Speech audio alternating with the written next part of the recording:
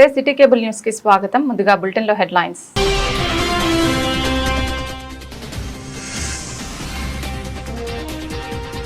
జై తెలంగాణ సత్తమ్మ మృతి పట్ల దిగ్భ్రాంతి వ్యక్తం చేసిన కేటీఆర్. అంత్యక్రియల్లో పాల్గొని పాడి మోసిన వైనం.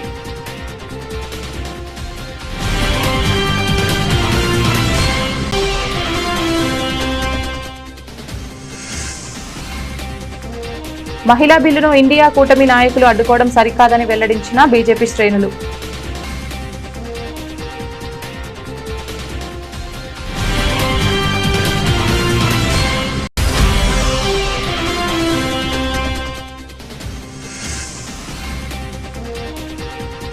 భీమన్న క్షేత్రంలో రాజన్న భక్తుల సందడి, కోడెమొక్కుల చెల్లింపు.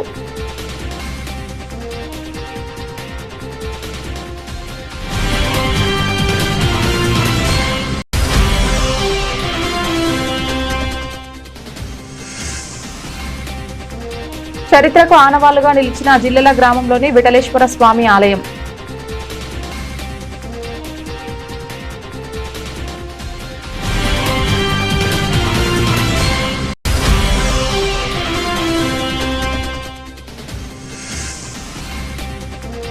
దక్షిణాది రాష్ట్రాలకు అన్యాయం చేసేందుకే డీలిమిటేషన్ ప్రక్రియ అని వెల్లడించిన కాంగ్రెస్ నాయకులు.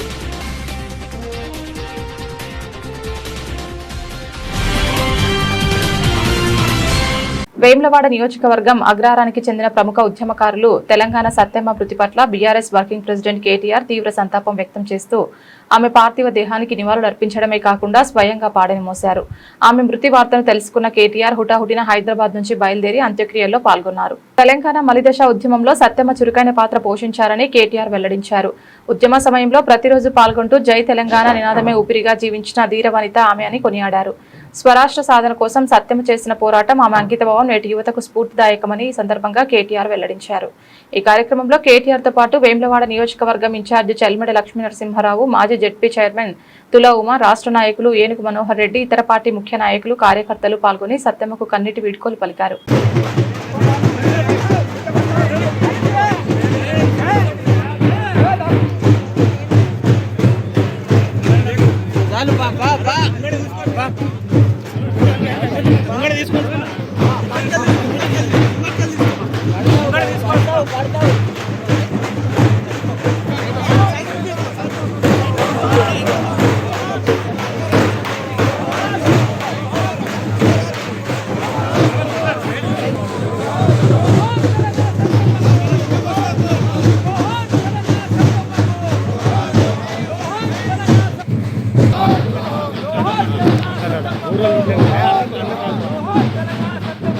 जोहार जोहार जोहार जोहार जोहार जोहार जोहार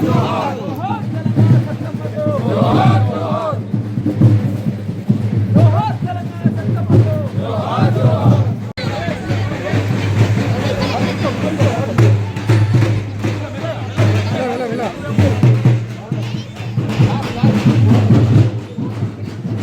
దేశవ్యాప్తంగా మహిళలు 33% రిజర్వేషన్ల కోసం ఎంతో కాలంగా ఎదురు చూస్తున్న నేపథ్యంలో కేంద్ర ప్రభుత్వం పార్లమెంట్లో మహిళా రిజర్వేషన్ బిల్లు ప్రవేశపెట్టడం చారిత్రాత్మక నిర్ణయమని భారతీయ జనతా పార్టీ జిల్లా అధ్యక్షులు రెడ్డబోయిన గోపి అన్నారు. ఈ రోజు ఏర్పాటు చేసిన మీడియా సమావేశంలో ఆయన మాట్లాడారు. మహిళా బిల్లుతో మహిళల్లో ఆనందం, ఉత్సాహం నెలకొన్న తరుణంలో కాంగ్రెస్, బీఆర్ఎస్ పార్టీలు వ్యవహరించిన తీరు అత్యంత శోచనీయమని గోపి విమర్శించారు. మహిళా సాధికారతపై కాంగ్రెస్ పార్టీకి ఎలాంటి చిత్తశుద్ధి లేదని, కుటుంబ రాజకీయాలకు మాత్రమే ప్రాధాన్యం ఇస్తుందని ఆయన ఆరోపించారు. సామాన్య మహిళలు అసెంబ్లీ, పార్లమెంటుకు వెళ్లడం కాంగ్రెస్ కు ఇష్టం లేదని అన్నారు. అటు సిరిసిల్ల ఎమ్మెల్యే కేటీఆర్, ఇటు కాంగ్రెస్ నాయకుడు ఆది శ్రీనివాస్ మహిళా బిల్లుపై స్వార్థ రాజకీయాలు చేస్తున్నారని గోపి ఎద్దేవా చేశారు. పార్లమెంట్లో ఒక్క ఎంపీ కూడా లేని బీఆర్ఎస్ పార్టీ ఈ బిల్లుకు వ్యతిరేకంగా మాట్లాడడం సిగ్గుచేటని ఆయన అన్నారు. మహిళా రిజర్వేషన్లు అమలైతే తమ రాజకీయ అవకాశాలు తగ్గుతాయనే భయంతోనే విపక్షాలు అడ్డంకులు సృష్టిస్తున్నాయని విమర్శించారు. ఎన్ని అడ్డంకులు వచ్చినా ప్రధానమంత్రి నరేంద్ర మోదీ నాయకత్వంలో భారతీయ జనతా పార్టీ మహిళా రిజర్వేషన్ బిల్లు ఖచ్చితంగా అమలు చేస్తోందని ఆయన స్పష్టం చేశారు. మహిళా వ్యతిరేక వైఖరి అవలంబిస్తున్న కాంగ్రెస్, బీఆర్ఎస్ పార్టీలకు రానున్న రోజుల్లో మహిళలే గట్టి సమాధానం ఇస్తారని ఆయన హెచ్చరించారు. కార్యక్రమంలో జిల్లా ప్రధాన కార్యదర్శి పొన్నాల తిరుపతి రెడ్డి, జిల్లా ఉపాధ్యక్షురాలు బరకం లక్ష్మి, నవీన్ యాదవ్, మున్సిపల్ కౌన్సిలర్లు కొండ వర్షిని, నరేష్, మెరుగు మంజుల, శ్రీనివాస్, ఉరవకొండ లక్ష్మీరాజు, వేమనపల్లి శోభ, గుర్రం మనసూర్య, వేముల వైశారి, జిల్లా కోశాధికారి రామలింగారెడ్డి, జిల్లా ఆఫీస్ ఇన్ఛార్జ్ బాగయ్య, వంతపడుపుల సుధాకర్ తదితరులు పాల్గొన్నారు. నారీ శక్తి వందన్ అధినియం ఏదైతే బిల్లును 16వ తారీఖు నాడు పార్లమెంట్లో ప్రవేశపెట్టినందుకు గాను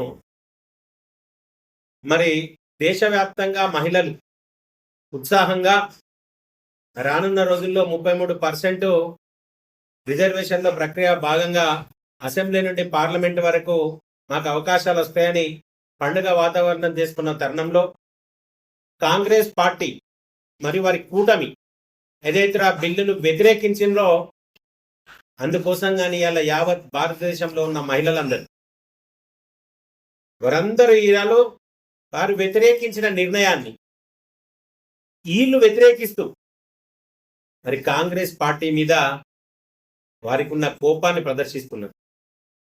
ఎప్పటి నుండో వేచి చూస్తున్న ఈ బిల్లు, ఎప్పటి నుండో వేచి చూస్తున్న ఈ అవకాశాలు, కాంగ్రెస్ పార్టీ వారికి రిజర్వేషన్లతో సంబంధం లేదు, మహిళలకు రిజర్వేషన్ కావాలన్న ఆలోచనలో వాళ్ళు లేరు. వారు ఒకటే కుటుంబానికి సంబంధించి అయితే ఇందిరాగాంధీకి అవకాశం రావాలా, లేకపోతే సోనియా గాంధీకి అవకాశం రావాలా, లేకపోతే ప్రియాంక గాంధీకి అవకాశం రావాలన్న ఒక ఆలోచనలో ఉన్నారు తప్ప దేశంలో ఉన్న మహిళలందరికీ అవకాశాలు రావాలి, వారందరూ అభ్యున్నతిలో ముందుకు సాగాలన్న లక్ష్యంతో కాంగ్రెస్ పార్టీ లేదు. దానికి కాంగ్రెస్ పార్టీ పూర్తి వ్యతిరేకం అని చెప్పి ఈరోజు మొన్ననే పార్లమెంట్లో తెలిసింది. మరి దానికి ఇవాళ మహిళలు తీసుకునే నిర్ణయానికి వాళ్ళు తీసుకునే నిర్ణయానికి వీళ్ళు ఆ బాధను ఏదైతే ఆ వ్యతిరేకాన్ని వీళ్ళు అనుభవించడానికి సిద్ధంగా ఉండాలని చెప్పి కోరుతున్నాం. మరి ఇక్కడ ఉన్న శాసనసభ్యుడు ఆయనకు సంబంధించిన పార్టీకి ఒక్క ఎంపీ కూడా పార్లమెంట్లో లేడు. అయినా కానీ ఈ బిల్లు వ్యతిరేకించిన వర్గాలలో ఈ బీఆర్ఎస్ పార్టీ ఒకటి. పార్లమెంట్లో సంఖ్య లేకున్నా కానీ ఇక్కడ పత్రికలలో ఈ మహిళా బిల్లులు ఈ రకంగా చేసేసి ఉండే, ఆ రకంగా చేసే ఉండే అని తప్ప ఈ మహిళా బిల్లుకు మేము దీన్ని మహిళా బిల్లును వ్యతిరేకించట్లేదు, మేము మహిళా బిల్లుకు సహకరిస్తున్నాం అని చెప్పి ఇక్కడ ఉన్న శాసనసభ్యుడు కూడా చెప్పే పరిస్థితిలో లేదు. మరి ఇక్కడ ఎవరైతే కాంగ్రెస్ పార్టీ ప్రతినిధి ఉన్నాడో ఆది శ్రీనివాస్ గారు ఈ బిల్లుకు సరైన సంఖ్యాబలం లేదని కూడా ఎన్డీఏ పక్షాలు బిల్లును ప్రవేశపెట్టినాయని చెప్తున్నాడు. అయ్యా ఆది శ్రీనివాస్ గారు, బిల్లులో సరైన సంఖ్యాబలం లేకున్నా కానీ మీరు మహిళా మూర్తిల నారీశక్తి వందన్ అభియాన్ బిల్లును మీరు వ్యతిరేకించరు, స్వాగతిస్తారు అని చెప్పి ఆ నమ్మకంతో మేము అమాయకంగా బిల్లు పెట్టినాం. కానీ మీరు క్రూరమైన నిర్ణయాలు తీసుకుంటూ ఈ రోజు ఈ మహిళలకు వ్యతిరేకంగా ఇక్కడున్న మహిళలందరూ లబ్ధి పొందకుండా, అసెంబ్లీ నుండి పార్లమెంటుకు రాకుండా, రేపు రానున్న రోజుల్లో మహిళా బిల్లు ఆమోదం చెందితే మరి వీళ్ళ స్థానాలు ఎక్కడ పదిలంగా ఉంటారు. రానున్న రోజుల్లో మహిళలు ఈ కార్యక్రమాలకు వస్తే వీళ్ళ అవకాశాలను కోల్పోతామని చెప్పి ఆది శ్రీనివాస్ గారైనా సరే, కేటీ రామారావు గారైనా ఇటువంటి వ్యక్తులు వీళ్ళ అవకాశం కోసం ఈ బిల్లును వ్యతిరేకించారు. యావత్ మహిళా ప్రజానీకం దీన్ని గుర్తించింది. రానున్న రోజుల్లో వాళ్ళు తీసుకునే నిర్ణయాలకు వీళ్ళు అనుభవించక తప్పదని చెప్పి తెలియజేస్తున్నాం. అయినా భారతీయ జనతా పార్టీ దీన్ని ఇచ్చే పరిస్థితిలో లేదు. రానున్న రోజుల్లో ఏ రకంగానైనా సరే ఈ 33% బిల్లును పార్లమెంట్ లో ప్రవేశపెట్టి వీళ్ళకి 33% కేటాయించాలనే దృఢ సంకల్పంతో ఇప్పుడున్న భారత ప్రభుత్వం మరియు ప్రధానమంత్రి నరేంద్ర మోదీ గారు ఉన్నారు. రానున్న రోజుల్లో భారతీయ మహిళలందరూ గుర్తెరగాలి. ఏదైతే మహిళలందరూ గుర్తెరిగి ఏదైతే వివక్ష చూపినరో మహిళా బిల్లు పైన, ఆ వివక్షను మీరందరూ వ్యతిరేకించి రానున్న రోజుల్లో కాంగ్రెస్ పార్టీని, బీఆర్ఎస్ పార్టీని క్షేత్రస్థాయిలో పొందబెట్టాలని చెప్పి మీ ద్వారా కోరుతున్నాం. భారత్ మాతాకి జై. వేములవాడ భీమన్న క్షేత్రం భక్తజన సంద్రంగా మారింది. ఆదివారం సెలవు దినం కావడంతో వివిధ ప్రాంతాల నుంచి భక్తులు ఆలయానికి చేరుకుని మొక్కులు చెల్లించుకున్నారు. భీమన్న ఆలయంలో రాజన్నకు ప్రీతిపదమైన కోడలను కట్టేసి భక్తులు మొక్కులు చెల్లించుకున్నారు. భీమన్నను దర్శించుకునేందుకు భక్తులు క్యూ లైన్లలో బారులు తీరారు. ఓం నమ శివాయ పంచాక్షరి మంత్రంతో ఆలయం మారుమోగింది. భక్తులకు ఎలాంటి ఇబ్బందులు లేకుండా ఆలయ అధికారులు అన్ని ఏర్పాట్లు చేశారు.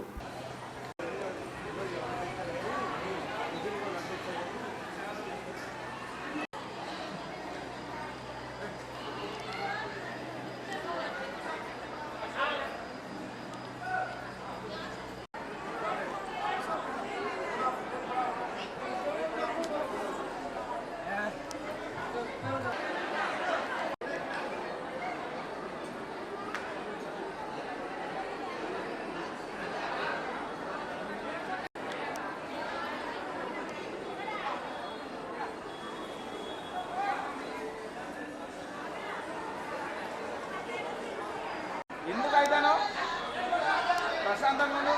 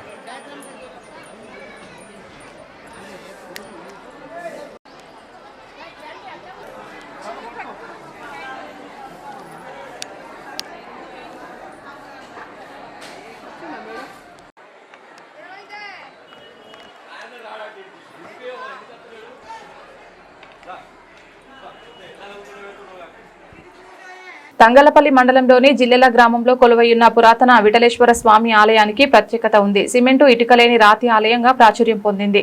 100 ఏళ్ల చరిత్ర కలిగిన ఈ ఆలయం జిల్లెల గ్రామంలో నేటికి చెక్కు చెదరకుండా పర్యాటకులను భక్తులను ఆశ్చర్యానికి గురి చేస్తోంది. అబ్బురపరిచే రీతి ఈ ఆలయానికి ఉన్న అతిపెద్ద ప్రత్యేకత దాని నిర్మాణ శైలి. సాధారణంగా ఏ కట్టడానికైనా ఇటుకలు, సిమెంటు లేదా సున్నం ఉపయోగిస్తారు. కానీ ఈ విఠలేశ్వర స్వామి ఆలయాన్ని కేవలం రాళ్లతోనే నిర్మించారు. ఒక రాయిపై మరొక రాయిని అమర్చి అత్యంత నైపుణ్యంతో నిర్మించిన ఈ కట్టడం ప్రాచీన భారతీయ శిల్పకళా వైభవానికి నిదర్శనంగా నిలుస్తోంది. దేశంలో విఠలేశ్వర స్వామి ఆలయాలు చాలా అరుదుగా ఉంటాయి. మహారాష్ట్రలోని పండరిపురం తర్వాత ఇంతటి ప్రాముఖ్యత కలిగిన ఆలయం ఈ గ్రామంలో ఉండడం విశేషం. ఏటా ఇక్కడికి భక్తులు తరలివచ్చి స్వామివారిని దర్శించుకుంటూ ఉంటారు.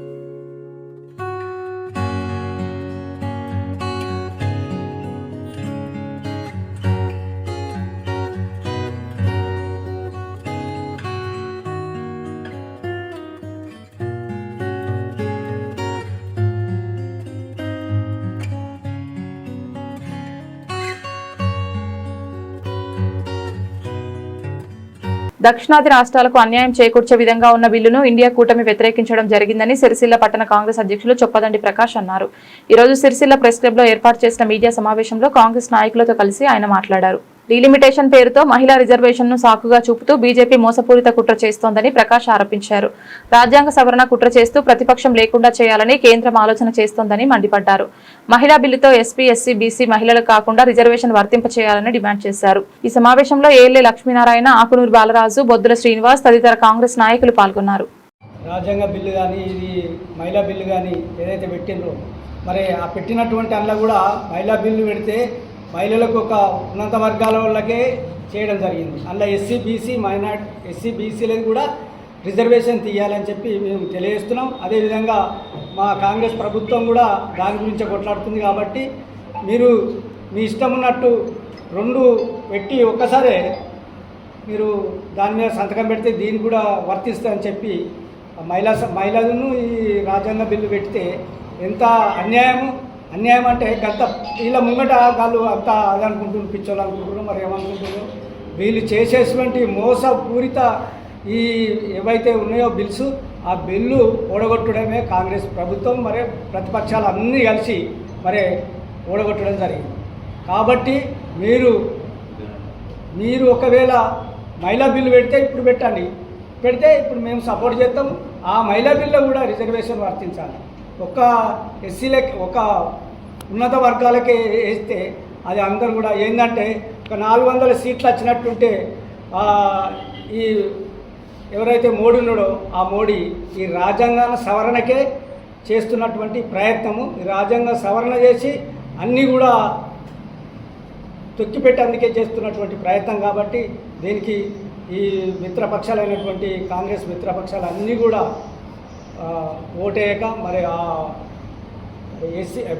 ఎస్సీ బీసీ మైనార్టీలకు కూడా మహిళా బిల్ల రిజర్వేషన్ ఉండాలని చెప్పి మేము కూడా ఇక్కడి నుంచి తెలియజేస్తున్నాం.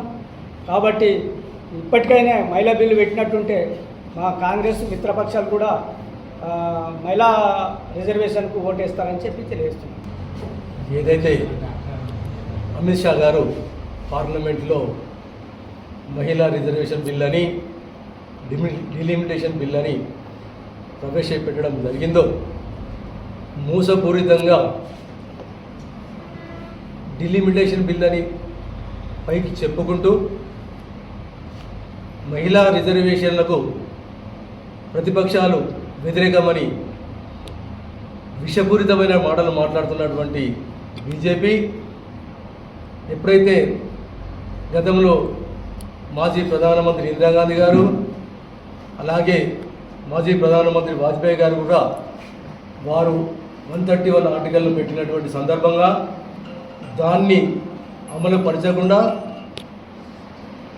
దక్షిణాది రాష్ట్రాలకు అన్యాయం చేసే విధంగా 50% పెంపు, ఓటర్ల ప్రకారంగా పార్లమెంటు సీట్లు పెంపు అని చెప్పుకుంటూ ఏదైతే మన దక్షిణ భారతదేశంలో ఫ్యామిలీ ప్లానింగ్ను ఎక్కువ అమలుపరుచుకుంటూ మన యొక్క పాపులేషన్ తగ్గించుకున్న సమయంలో అటు ఉత్తర రాష్ట్రాలు పాపులేషన్ పెంచుకొని ప్రయోజనం పొందే విధంగా ఆ బిల్లును పెట్టి ఎక్కువ శాతం సీట్లు ఉత్తరాదికి రావాలనే దురుద్దేశంతో దక్షిణాది రాష్ట్రాలకు అన్యాయం చేసే విధంగా ప్రవేశపెట్టినటువంటి డిలిమిటేషన్ బిల్లును మాత్రమే వ్యతిరేకించడం జరిగింది. ఏదైతే బీజేపీ ప్రభుత్వం, బీజేపీ నాయకులు, బీజేపీ శ్రేణులు గగ్గోలు పెడుతున్న విధంగా ఎలాంటి మహిళా బిల్లుకు కాంగ్రెస్ పార్టీ కానీ ముఖ్యంగా ఏనాడు వ్యతిరేకమైనటువంటి పార్టీ కాదు. మహిళల పట్ల గౌరవము, మహిళలకు రిజర్వేషన్లు ఏదైతే 543 ఎంపీ సీట్లలో ఆ లెక్క ప్రకారంగా, ఆ తమాషా ప్రకారంగా మహిళలకు రిజర్వేషన్ చేసినట్టయితే మేము సపోర్ట్ ఇచ్చి ఆ మహిళా బిల్లును పాస్ చేస్తామన్న సందర్భంగా దాన్ని పెట్టకుండా 850 సీట్ల వరకు పెంచి దాని ప్రకారంగా మహిళా రిజర్వేషన్లు కల్పిస్తామని దొంగ మాటలు చెప్పడం జరిగింది. అదే మాదిరిగా దక్షిణ రాష్ట్రాలు ఆర్థికంగా ఇవాళ కేంద్ర ప్రభుత్వానికి ఇస్తున్నటువంటి నిధులు చాలా అధికము. దక్షిణ రాష్ట్రాల ఆధిపత్యాన్ని తగ్గించి ఉత్తర రాష్ట్రాల ఆధిపత్యాన్ని పెంచుకోవడానికి మాత్రమే ఒక వైపు కుట్రలు పన్నుతున్నటువంటి వేళ ఇవాళ మన ప్రియతమ నాయకురాలు కాంగ్రెస్ పార్టీ సెక్రటరీ అయినటువంటి సోనియా గాంధీ గారు కూడా ఆ యొక్క బిల్లు గురించి సవివరంగా చెప్పడం జరిగింది. అలాగే రాహుల్ గాంధీ గారు కూడా అన్ని ప్రతిపక్షాలను ఏకతాటికి తెచ్చి ఈ బిల్లు యొక్క సమగ్ర రూపాన్ని దేశానికే అరిష్టం తెచ్చే విధంగా ఉంది. బీజేపీ ఎప్పటికీ వాళ్ళే పాలించాలనే దురుద్దేశంతో ఈ బిల్లును ప్రవేశపెట్టిన సందర్భంగా ప్రతిపక్షాలు వ్యతిరేకించే తప్ప ఏ రోజు కూడా మా కాంగ్రెస్ పార్టీ కానీ మిత్రపక్షాలు కానీ మహిళా బిల్లుకు వ్యతిరేకం కాదు. కాబట్టి మీ అందరూ ఏదైతే గగ్గోలు పెడుతున్న విధంగా మీరు ఆత్మవిమర్శన చేసుకొని ఆ బిల్లుకు సమగ్రంగా పరిశీలించి మీరు మాట్లాడవలసిందిగా కోరుతా ఉన్నాం. పార్లమెంట్లో ప్రవేశపెట్టిన మహిళా బిల్లు కాదది, రాజ్యాంగ సవరణ బిల్లు. రాజ్యాంగం సవరించి అందులో 50% కానీ మహిళా బిల్లు కానీ ఎక్కడ లేదు. అది ఓన్లీ రాజ్యాంగ సవరణ చేసి ప్రతిపక్షాలను అన్నిటినీ నిర్వహణ చేసి బీజేపీ ఎల్లకాలం పాలించాలనే ఉద్దేశం కొద్ది పెట్టిన బిల్లే తప్ప అది రాజ్యాంగ సవరణ బిల్లు. మహిళా బిల్లు అనేది 2023లోనే అన్ని ప్రతిపక్షాలు అన్ని కలిసి ఆమోదించడం జరిగింది, బిల్లును ప్రవేశపెట్టడం జరిగింది. అప్పుడే అన్నారు, అప్పుడే కాంగ్రెస్ కానీ మిత్రపక్షాలు ఏం చెప్పిందంటే అప్పుడే 33% రిజర్వేషన్ అమలైంది కాబట్టి అప్పటి సంధి పెట్టు అంటే పెట్టగా దాన్ని మళ్ళీ ఇప్పుడు రాజ్యాంగ సవరణను పెట్టి ఇప్పుడు రాజ్యాంగ సవరణ దేనికోసం అంటే 2027 ప్రకారం మనం అప్పుడున్న పబ్లిక్ ప్రకారం మనం చేయాలన్నది అప్పుడు పెట్టింది, 2023 పెట్టింది. కానీ ఇప్పుడు వీళ్ళు రాజ్యాంగ సవరణ దేనికి చేస్తుండ్రు, 2011 జనాభా ప్రకారం చేస్తుండ్రు. అంటే జనాభాను తగ్గించి సీట్లను పెంచుకునే ఉద్దేశం వాళ్ళకు ఉన్నది కాబట్టి 2027 ప్రకారం చేయాలన్నదే ప్రతిపక్షాల డిమాండ్. ఆ డిమాండ్ కాదని మోడీ గారు కానీ అమిత్ షా కానీ ఇద్దరే నెంబర్ 1 నెంబర్ 2 బీజేపీలో వాళ్ళు చెప్పిందే వేదం, వన్ మెన్ షోలు ఇద్దరు. కాబట్టి ఈరోజు వాళ్ళ పార్టీలతో వాళ్ళకి ఇష్టం లేదు, బీజేపీ వాళ్ళతో ఈ ఇష్టం లేదు, వాళ్ళతో నష్టపోతున్నారు. వాళ్ళు ఏం చెప్తున్నారు అంటే 8 సీట్లు పెంచి ఓన్లీ పెరిగే సీట్లే మహిళలే 33% వెళ్ళిపోతాయి, మళ్ళీ ఇప్పుడున్న సీట్లు ఇట్లనే ఉంటాయి. వీళ్ళ ప్లాన్ ప్రకారం చేస్తూ ఉంటే అన్ని ప్రతిపక్షాలని కూడి మూకమ్మడిగా దాన్ని వ్యతిరేకించడం జరిగింది.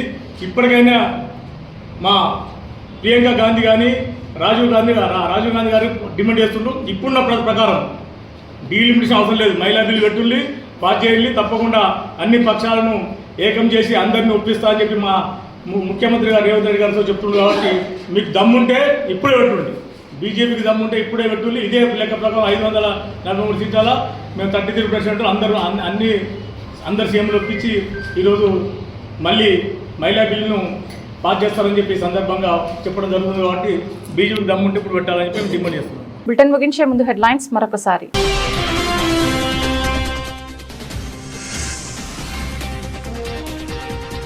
జై తెలంగాణ సత్తమ్మ మృతి పట్ల దిగ్భ్రాంతి వ్యక్తం చేసిన కేటీఆర్, అంత్యక్రియల్లో పాల్గొని పాడె మోసిన వైనం.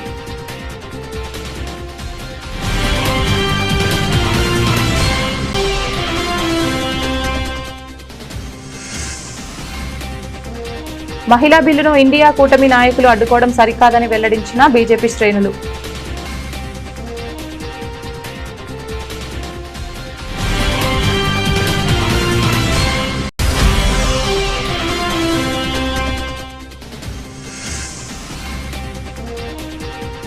భీమన్న క్షేత్రంలో రాజన్న భక్తుల సందడి, కోడెమొక్కుల చెల్లింపు.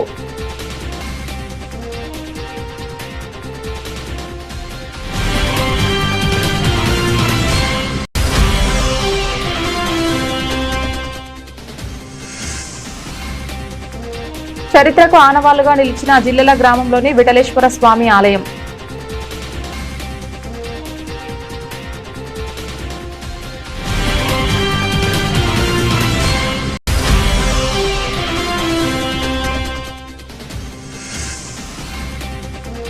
దక్షిణాది రాష్ట్రాలకు అన్యాయం చేసేందుకే డీలిమిటేషన్ ప్రక్రియ అని వెల్లడించిన కాంగ్రెస్ నాయకులు.